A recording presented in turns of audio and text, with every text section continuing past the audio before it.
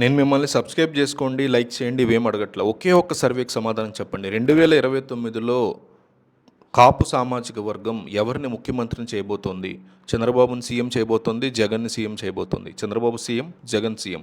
2029లో ఆ సామాజిక వర్గం ఎవరికి ఎక్కువ ఓట్లేయబోతున్నారు, ఎవరిని ముఖ్యమంత్రి చేయబోతున్నారు అనేది ఈ కామెంట్ సెక్షన్ ఓపెన్ చేయంగానే అర్థమైపోవాలి. టీడీపీ హైకమాండ్, వైసీపీ హైకమాండ్ ఇద్దరు కూడా ఈ కామెంట్లు చూస్తారు. అవకాశం ఉంటే చంద్రబాబు, జగన్‌లు కూడా ఈ కామెంట్ సెక్షన్ చూస్తారు. కాబట్టి ఈ సర్వేలో పాల్గొనండి, కంపల్సరీ కామెంట్ చేయండి. ఎవరు ముఖ్యమంత్రిని చేయబోతోంది కాపు సామాజిక వర్గం 2029లో అనేది కంపల్సరీ కామెంట్ చేయండి. రీసెంట్గా కాపు సామాజిక వర్గ ఉద్యమ నాయకుడు ముద్రగడ పద్మనాభం యొక్క సంతాప సభలో విజయవాడ సెంట్రల్ ఎమ్మెల్యే బొండా ఉమ చేసినటువంటి వ్యాఖ్యలు ఇప్పుడు ఆంధ్రప్రదేశ్ రాజకీయాల్లో ఒక అలజడిని సృష్టిస్తున్నాయి అంటుంది ఒక వర్గం మీడియా. ముద్రగడ ఆధ్వర్యంలో నడిచినటువంటి కాపు ఉద్యమం వల్లే గతంలో తెలుగుదేశం పార్టీ అధికారం కోల్పోయింది అని, కాపులు ఎటు మొగ్గితే అన్యాపదేశంగా వారికే రాష్ట్రంలో అధికారం దక్కుతుంది అంటూ బొండా ఉమ మాట్లాడడం కూటమి వర్గాల్లో ఒక పెద్ద చర్చకి దారితీస్తుందని చెప్పుకోవచ్చు.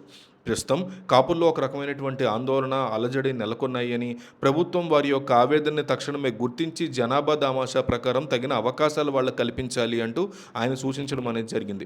అయితే ఈ వేదిక మీద ఆయన వ్యవహరించినటువంటి తీరు, మాట్లాడిన మాటలు సొంత పార్టీకి చేటు తెచ్చేలా ఉన్నాయనేటువంటి విమర్శలు తెలుగుదేశం నుంచి తీవ్రంగా వ్యక్తమయ్యాయి. అధికారంలో ఉన్నటువంటి కూటమి ప్రభుత్వం మీద ఉద్దేశపూర్వకంగానే అసంతృప్తి వెళ్ళగక్కుతున్నారు అంటూ ఆయన మీద ఆరోపణలు కూడా గట్టిగా వినిపిస్తున్నాయి. ముఖ్యంగా ఈ సభలో వైఎస్ఆర్ కాంగ్రెస్ పార్టీ నాయకుడు అంబటి రాంబాబుతో కలిసి బోండా ఉమా పక్కపక్కనే కూర్చుని ముచ్చటించడం తెలుగుదేశం కార్యకర్తలకి అస్సలు రుచించట్లేదనే మాట కూడా వినిపిస్తోంది. గతంలో అసెంబ్లీ వేదికగాను బయట పార్టీని, చంద్రబాబుని తీవ్రంగా విమర్శలు చేసినటువంటి అంబటితో అట్లా నవ్వుతూ మాట్లాడడం సోషల్ మీడియాలో ఒక పెద్ద దుమారాన్ని రేకెత్తించిందని చెప్పుకోవాలి. ఇదంతా చూస్తుంటే బోండా ఉమ్మ పార్టీ గీత దాటుతున్నారు అనేటువంటి అభిప్రాయం కూడా కేడర్లో బలంగా వినిపిస్తోంది అని చెప్పి ఆరోపణలు వినిపిస్తున్నాయి. ఇటీవల జరిగిన ఎన్నికల్లో భారీ మెజార్టీతో గెలిచినప్పటికీ తనకి మంత్రి పదవి దక్కలేదనే అసంతృప్తితో ఆయన ఏమన్నా ఇట్లా వ్యాఖ్యానిస్తున్నారా అని కూడా ఆలోచన చేస్తున్నారు కొంతమంది.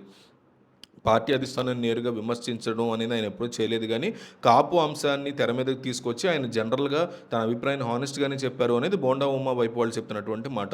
రాజకీయాల్లో ఏ ఒక్క కులం మద్దతుతోనే ఏ పార్టీ కూడా అధికారంలోకి వచ్చే అవకాశం ఉండదు. అన్ని వర్గాల మద్దతు లభిస్తేనే విజయం అనేది సాధ్యమవుతుంది ఏ పార్టీకైనా. కాపుల ముద్ర పడడం వల్లే ప్రజారాజ్యం పార్టీ ఆశించిన స్థాయిలో విజయాన్ని ఎక్కడ కూడా సాధించలేకపోయింది. నిజానికి కాపుల వల్లే అయితే ఆ పార్టీ పెరగాలి కదా. సో ఇది అబ్జర్వ్ చేస్తే కులం ముద్రకి దూరంగా ఉంటూ అన్ని వర్గాల్ని కలుపుకుంటూ పోతున్నారు పవన్ కళ్యాణ్ కూడా ఒక పక్క నుంచి. సో ముద్రగడ యొక్క ఉద్యమం వల్లే గతంలో తెలుగుదేశం ఓడిపోయిందని చెప్పడం వెనక ఆయన ఉద్దేశం ఏమై ఉంటుంది అనేది ప్రశ్నిస్తోంది టీడీపీ.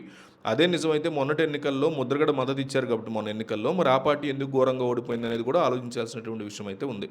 సో కూటమి ప్రభుత్వం ఏర్పడిన తర్వాత కాపులకి ప్రాధాన్యత తగ్గలేదు అని కూడా టీడీపీ వైపు నుంచి వినిపిస్తున్న మాట. ప్రస్తుతం మంత్రివర్గంలో కాపు సామాజిక వర్గానికి తగిన ప్రాతినిధ్యత వహించము లభించిందని కూడా అంటున్నారు. నామినేటెడ్ పదవులు, రాజ్యసభ, శాసన మండలి ఇలాంటి ప్రాతినిధ్యం వహిస్తూ కూడా వాటిలో కూడా కాపులకి మంచి స్థానమే దక్కిందనేది టీడీపీ యొక్క వాదనగా ఉంది.